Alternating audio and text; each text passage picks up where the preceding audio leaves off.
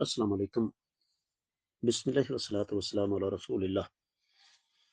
سوال آ گیا کہ ایک بیوی اپنے شوہر کو غصے میں بار بار کہتی ہے کہ مجھے طلاق چاہیے، تمہاری ماں میرے ساتھ اچھا سلوک نہیں کرتی۔ اس میں شوہر کو چاہیے کہ سب سے پہلے معاملے کی چھان پھٹک کرے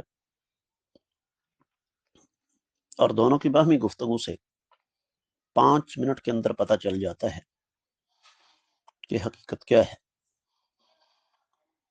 دوسری شکل اس کی یہ ہو سکتی ہے کہ بیوی سے ثبوت طلب کیا جائے، اور واقعی اگر اس کی شکایت درست ہو تو پھر اپنی والدہ کے قدموں میں جا کر بیٹھ جائے، ان سے گزارش کرے، اور اگر پھر بھی معاملات سیدھے نہ ہوں تو بیوی کو علیحدہ رکھے۔